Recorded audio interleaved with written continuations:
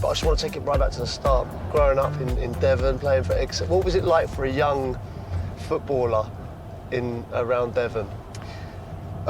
Quiet. Yeah. Yeah, definitely quieter than some of the London boys that obviously have a lot going on, but there wasn't many teams. There was Exeter, Torquay, Plymouth, so yeah, it was hard to get into the game really. Torquay had got rid of their academy system, and Plymouth, they were in the Championship at the time, so yeah, there's not as much opportunity.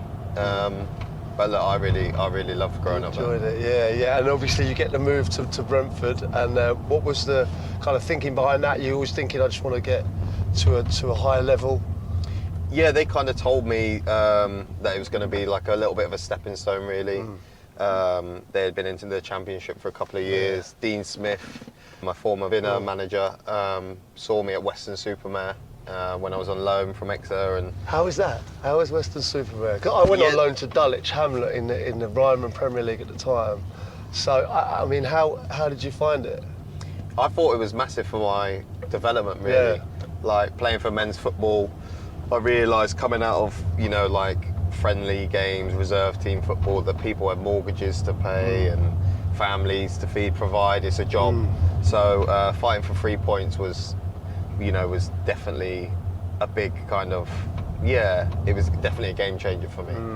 Yeah, and academy football, it's just you kind of work, you develop in, and it doesn't matter really if you lose. But that was key. That was big. Yeah, that was a big turning point for me. I think mentally, just to get your head around learning how to win. Yeah, exactly. Because it means so much at that time.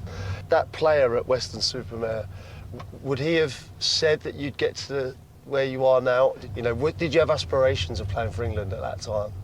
I never thought I'd play for England. But the boys would tell me when I was at Western, some of the boys, if I have a good game or score, they'd be like, oh, you're a decent player, you're going to the Championship or something like that. So, it was not until that season where I scored a lot of goals that I then, at Brentford, that I then kind of kicked on, and you kind of think I can take the next step, and just taking it game by game and season by season, really.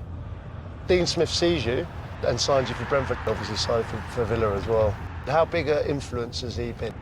Yeah, I feel like he's been massive. He knows me really well. He knows my character, and then he had the trust to pay a decent fee for me to come to Villa.